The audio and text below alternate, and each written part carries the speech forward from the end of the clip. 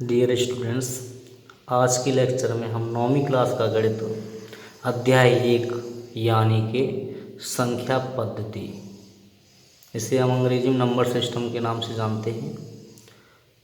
तो एक्सरसाइज 1.1 शुरू करने से पहले हम कुछ परिभाषाएं हैं उनके बारे में जानकारी हासिल करेंगे, जैसे कि नेचुरल नंबर है, इवन नंबर है, ऑड नंबर है, और ये कंपोजिट नंबर होते हैं, प्राइम नंबर होते हैं, होल नंबर्स होते हैं, integers number, rational numbers, irrational number, real number, इन सब के बारे में आज जानकारी हासिल करते हैं। और चलिए चलते हैं। तो सबसे पहली जो हेडिंग है हमारी प्राकृत या प्राकृतिक संख्याएं, जैसे नेचुरल नंबर्स, वे संख्याएं जो 1 से लेकर अनंत तक होती हैं प्राकृत संख्याएं कहलाती हैं। जैसे कि 1 2 3 4 डॉट डॉट डॉट इन्फाइनाइटिव यानी कि अनंत या अपरिभाषित भी बोलते हैं इसे। तो इसमें सबसे छोटी प्राकृत संख्या 1 होती है और तथा सबसे बड़ी प्राकृत संख्या प्लस अनंत होती है।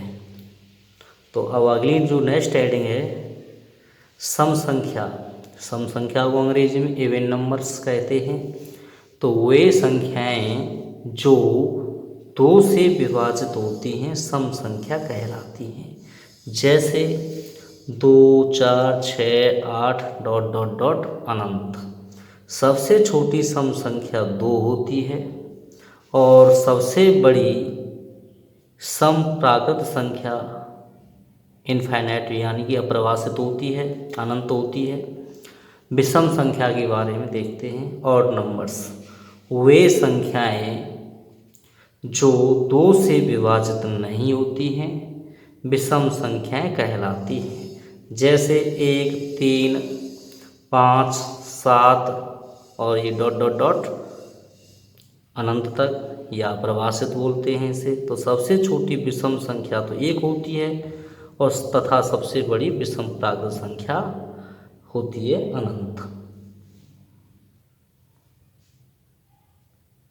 तो वाज्य संख्याएं, इसे अंग्रेजी में कंपोजिट नंबर कहते हैं, वे संख्याएं जो 1 तथा स्वयं के अतिरिक्त अन्य किसी तीसरी संख्या से विभाजित हो भाज्य संख्याएं कहलाती हैं। जैसे 1 4 6 8 9 10 12 से लेकर के मैंने यहाँ पर सभी संख्याएं नोट कर दी हैं, आप देख सकते हैं इन्हें। वे संख्याएं हैं, ये सभी वह संख्याएं हैं जो 1 तथा स्वयं के अतिरिक्त अन्य किसी तीसरी संख्या से विभाजित हों भाज्य संख्या कहलाती हैं। तो ये सभी वही संख्याएं हैं जो कि 2 संख्याओं से, एक तो अपने और एक स्वयं के अलावा जो है किसी तीसरी संख्या से भी विभाजित होती हैं, सभी संख्याएं भाज्य कहलाती हैं। तो ये सभी संख्याएं 75 मतलब 75 हैं। तो आगे जो अभाज्य संख्याएं हैं उनके बारे में देखते हैं। अभाज्य संख्याएं, अभाज्य संख्याएं वे संख्याएं जो 1 तथा स्वयं के अतिरिक्त किसी अन्य तीसरी संख्या से विभाजित न हो अभाज्य संख्या कहलाती है, प्राइम नंबर्स कहलाती हैं। जैसे कि 2 3 5 7 11 13 17 19 23 29 31 37 41 और ये 43 47 53 और ये 59 है, 61 है, 67 71 73 79 83 89 97।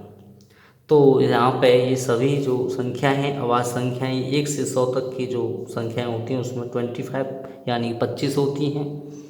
आगे नेक्स्ट देखते हैं हम। सबसे छोटी सम अभाज्य प्राकृत संख्या 2 होती है, इसे नोट कर लें, इसे ध्यान देते हैं। सम अभाज्य प्राकृत संख्या जो कि सबसे छोटी है 2 होती है।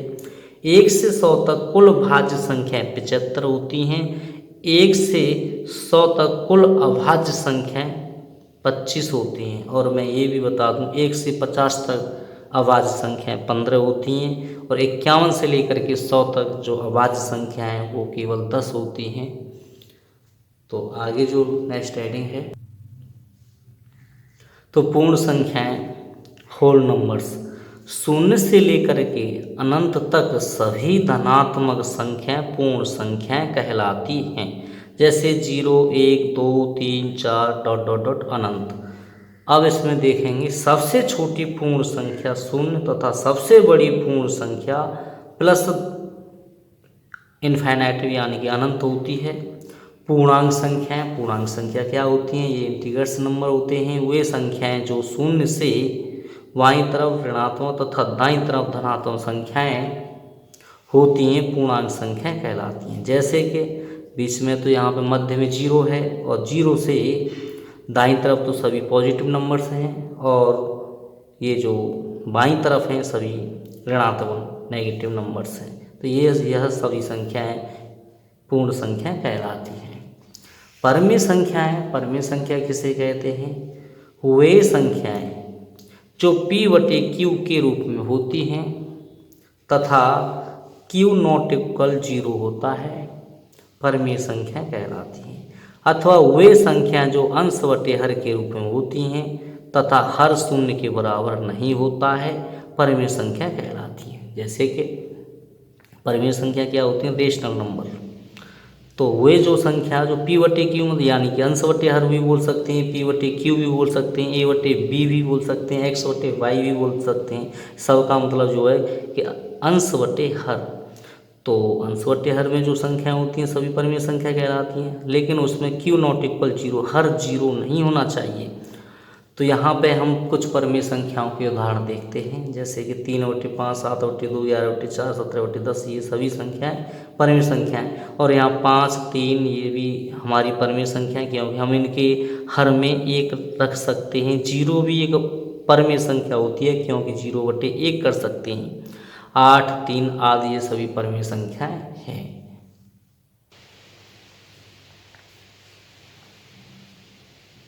तो अपरमेय संख्या, इसे इरेशनल नंबर कहते हैं।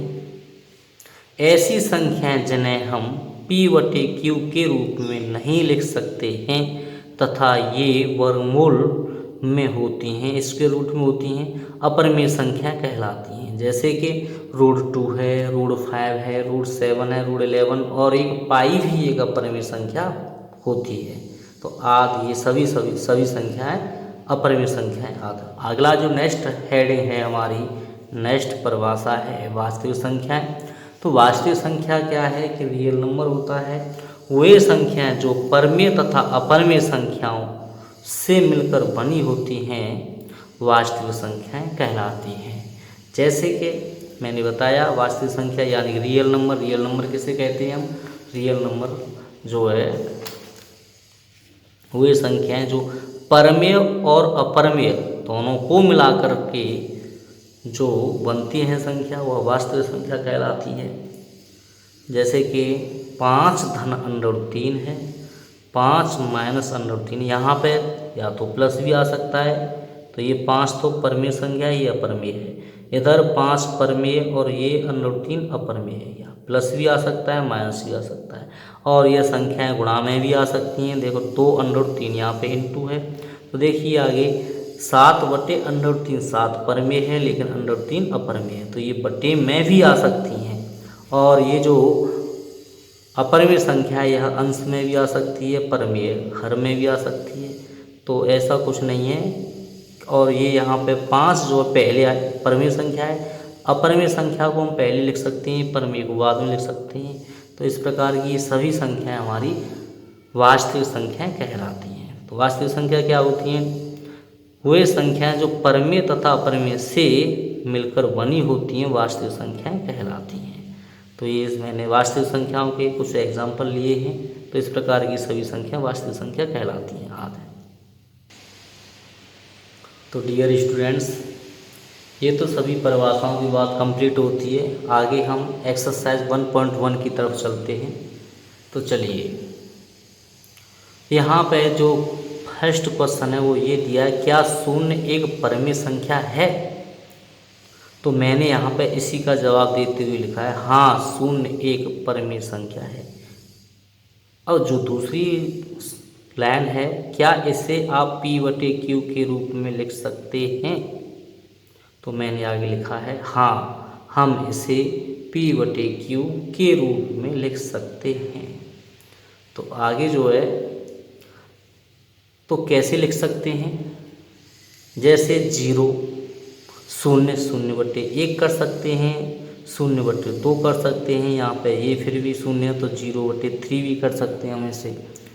तो हर में 0 नहीं होना चाहिए, अंश में 0 हो जाए तो कोई बात नहीं, हर में 0 नहीं होना चाहिए। इस प्रकार की सभी संख्याएं ये परिमेय संख्या हैं। तो हम 0 को इस प्रकार 0/1 0/2 0/3 आदि के रूप में लिख सकते हैं, जहाँ P और Q पूर्णांक हैं और Q नॉट इक्वल 0 है। तो सबसे पहले हमें दिया था कि क्या शून्य एक परिमेय संख्या है, तो हमने लिखा है हाँ शून्य एक परिमेय संख्या है, क्योंकि हम इसे P/Q के रूप में लिख सकते हैं।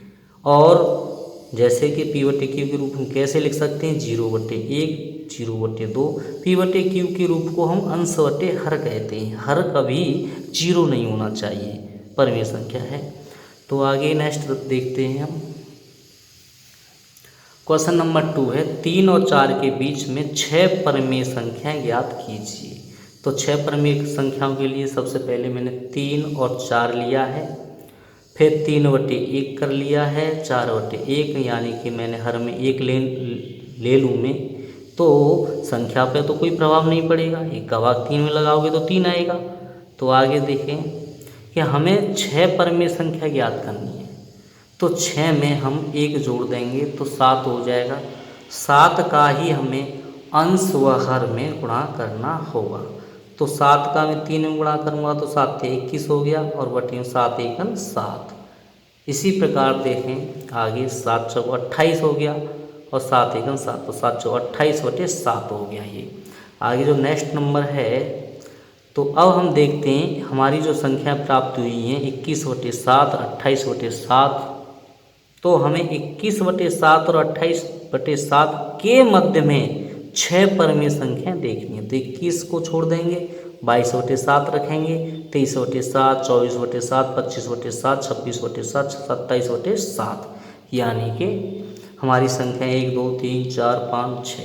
तो 28 को 21 को छोड़ दिया है, तो ये हमारी 6 परिमेय संख्याएं हैं जो कि 3 और 4 के मध्य में हैं। तो इस प्रकार हमें 6 परिमेय संख्याएं प्राप्त होती हैं। तो जो संख्या पूछता है, जैसे 6 संख्या पूछता है हमें, तो हम 6 में 1 जोड़ देंगे। 4 पूछता है तो 4 में 1 जोड़ देंगे और उस संख्या का अंश व हर में गुणा कर देते हैं। इस प्रकार हम परिमेय संख्या, मध्य की परिमेय संख्या ज्ञात कर सकते हैं। अगला जो नेक्स्ट नंबर है क्वेश्चन नंबर, उसे देखते हैं। क्वेश्चन नंबर 3 है 3/5 और 4/5 के बीच 5 परिमेय संख्याएं ज्ञात कीजिए। तो यहाँ पे भी 5 परिमेय संख्याएं हैं। तो सबसे पहले 5 में हम +1 करेंगे तो 6 हो जाएगा। 6 का ही हमें अंश व हर में गुणा करना है। तो 3/5 4/5 यानी कि 3/5 में मैंने अंश व हर में 6 का गुणा किया है। इसी प्रकार 4/5 में भी अंश व हर में गुणा किया है मैंने। तो मेरे पास जो संख्या प्राप्त होती हैं वो हैं 18/30 और 24/30, यानी कि 18/30 से आगे की संख्या 19/30 है और 24/30 से पहले की संख्या आएगी तो 23/30 आएगी। तो 18 और 24 के मध्य की हमें 5 परिमेय संख्या देखनी है। तो 19/30 है, 20/30 है, 21/30 है, 22/30 और 23/30। तो इस प्रकार हमें यह 3/5 और 4/5 के बीच 5 परिमेय संख्या प्राप्त होती हैं। तो आगे डियर स्टूडेंट्स, तो यहाँ पे 5 परिमेय संख्याएं पूछी गई हैं हमें। तो 5 में मैंने सबसे पहले 1 जोड़ दिया है तो 6 हो गया। तो 6 का ही मैंने अंश व हर में गुणा कर दिया है। तो जो संख्या प्राप्त होती है 18/30 और 24/30 के मध्य की संख्या लेनी है। तो इस प्रकार है।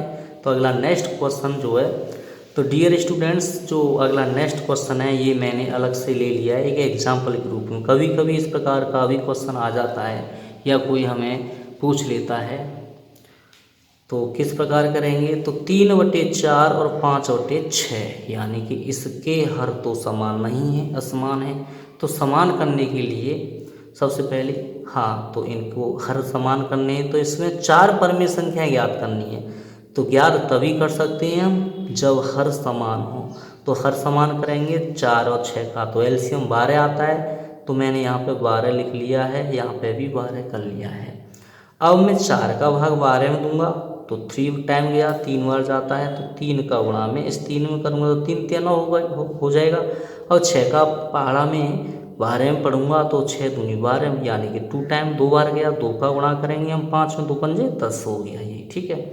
तो आगे नेक्स्ट हम देखते हैं, चलिए।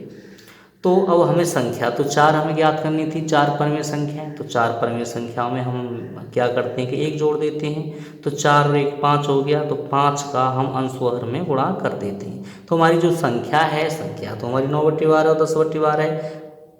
अब ये 3/4 और 5/6 नहीं होगी क्योंकि इनके हर समान नहीं थे, 9/12 और 10/12 है।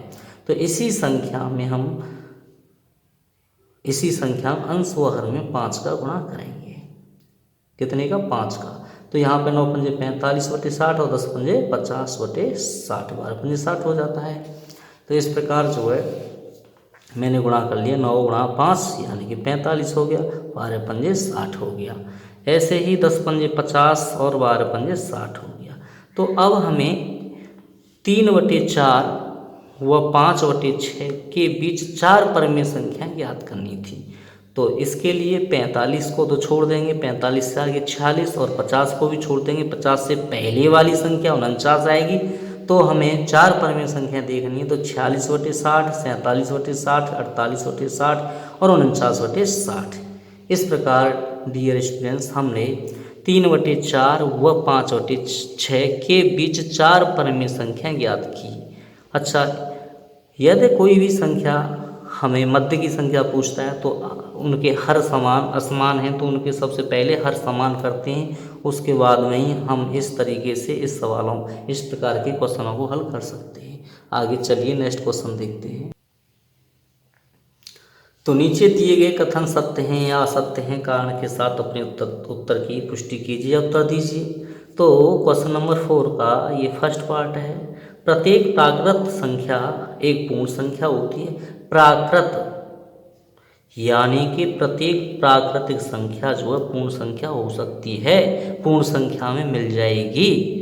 तो सबसे पहले इस प्रकार के क्वेश्चनों को करने से पहले हमें प्राकृतिक संख्या के बारे में और पूर्ण संख्या के बारे में जानकारी होनी चाहिए। इसीलिए मैंने इस टाइप के क्वेश्चनों से पहले मैंने परिभाषाएं लिखाई हैं, परिभाषाएं बताई हैं, उसके बारे में जानकारी भी दी है आपको जो है। तो यहाँ पे प्राकृत संख्या क्या है कि 1 2 3 4 से लेकर के अनंत तक होती है। पूर्ण संख्या 0 1 2 3 4 से लेकर के अनंत तक होती हैं।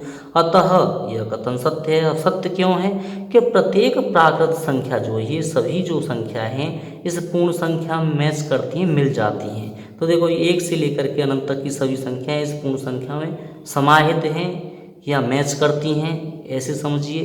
तो ये अतः यह कथन सत्य होगा। अगला नेक्स्ट इसी का सेकंड पार्ट है। सेकंड पार्ट, प्रत्येक पूर्णांक एक पूर्ण संख्या होती है। पूर्णांक संख्या के बारे में जानना जरूरी है सबसे पहले, और पूर्ण संख्या के बारे में जानना जरूरी है, तभी तो हम ज्ञात कर सकते हैं कि यह कथन सत्य है या असत्य है। तो सबसे पहले हम देखेंगे कि पूर्णांक किसे कहते हैं। तो पूर्णांक लिख लिया है मैंने यहाँ पे। जो संख्या सबसे पहले देता है उसी को लिख लेते हैं, उसी की परिभाषा को थोड़ा सा नोट कर लेते हैं। तो पूर्णांक क्या है? 0। और 0 से लेकर के दाईं तरफ तो पॉजिटिव नंबर्स होते हैं और बाईं तरफ सभी नेगेटिव नंबर्स होते हैं, ऋणात्मक होते हैं। और पूर्ण संख्या क्या होती है? पूर्ण संख्या होती है 0 से लेकर के प्लस अनंत तक। तो क्या ये सभी जो अंक हैं पूर्णांक संख्या के, क्या इसमें मिल सकते हैं? नहीं मिल सकते, क्योंकि 0 से इस दाईं तरफ के अंक तो इसमें मिल जाएंगे सभी, लेकिन इधर के जो ऋणात्मक अंक हैं यह पूर्णांक संख्या में नहीं मिल पाएंगे, इसीलिए यह कथन असत्य है। आगे डियर स्टूडेंट्स, आगे जो लास्ट पार्ट है इसी का, तो क्वेश्चन नंबर 4 का थर्ड पार्ट है। प्रत्येक परमेय संख्या एक पूर्ण संख्या होती है। अब यहाँ पे बात आती है परमेय संख्या की और पूर्ण संख्या की। परमेय संख्या एक पूर्ण संख्या होती है या नहीं होती है, कथन सत्य है या असत्य है, इनके बारे में भी हम तभी जानकारी हासिल कर सकते हैं जब हम परमेय संख्या और पूर्ण संख्या के बारे में अच्छी तरह से पढ़ लेंगे और उन्हें देख लेंगे। तो परिमेय संख्या मैंने बताया था, जो वही संख्या जो p बटे q के रूप में होती हैं तथा q नॉट इक्वल 0 होता है, परिमेय संख्या कहलाती हैं। पूर्ण संख्याएं 0 से लेकर के 1 2 3 4 डॉट डॉट डॉट अनंत तक होती हैं, इन्फाइनाइट तक होती हैं, सभी पूर्ण संख्या कहलाती हैं। क्या यह परिमेय संख्याएं पूर्ण संख्याओं में सभी मैच कर जाएंगी, मिल जाएंगी? हाँ, मिल तो जाएंगी, लेकिन कुछ परिमेय संख्याएं मिल सकती हैं और कुछ नहीं। तो यहाँ पे ये जो परिमेय संख्या है, ये तो 3/4, 2/3, 1/2, ये तो बटे की संख्या अंश बटे हर में, और पूर्ण संख्या कभी हर में अंश बटे हर में नहीं होती हैं, बटे में p बटे q के रूप में नहीं होती हैं, ये समझिए। तो यहाँ पे तो वही परिमेय संख्या केवल पूर्ण संख्या मैच करेंगी जो कि अंश p बटे q के रूप में नहीं हो। जैसे कि 0 है, 0 एक परिमेय संख्या होती है, तो वो तो पूर्ण संख्या में भी मैच कर जाएगी। अच्छा, 5 है, 3 है, ये भी सभी पूर्ण संख्या होती, परिमेय संख्या होती हैं, ये पूर्ण संख्या मैच करेंगी। लेकिन यदि कोई संख्या इस प्रकार की आ जाए जो p बटे q के रूप की हो, जैसे कि 3/4, तो ये संख्या तो इसमें नहीं मैच करेगी। तो सभी परिमेय संख्याएं पूर्ण संख्या नहीं होती हैं, इसीलिए यह कथन असत्य होगा, गलत होगा, क्योंकि परिमेय संख्याएं पूर्ण संख्याएं नहीं होती। सभी परिमेय संख्याएं पूर्ण संख्या नहीं होती हैं। पूर्ण संख्या इसमें लिखा है होती हैं, लेकिन हम कह रहे हैं नहीं होती हैं, तो इसीलिए यह कथन असत्य है। तो मेरे हिसाब से एक और सरल इसका जो तरीका है, इस प्रकार तुम्हें संख्या लिखनी है p बटे q के रूप में, और फिर पूर्ण संख्या मैच करके देखनी है। यदि ये सभी संख्याएं इसमें मिल जाती हैं तो कथन सत्य है, अगर नहीं मिलती हैं तो यह कथन असत्य है। तो डियर स्टूडेंट्स, यह क्वेश्चन नंबर 4 भी कंप्लीट हुआ, और इसी के साथ आज हम अपना लेक्चर यहीं समाप्त करते हैं। तो डियर स्टूडेंट्स, यदि आपको यह वीडियो पसंद आई हो तो प्लीज़ इसे शेयर करें, लाइक करें। यदि आप इस चैनल पर नए हो या आपने इस चैनल को सब्सक्राइब नहीं किया है तो प्लीज़ इसे सब्सक्राइब कर लें, और धन्यवाद।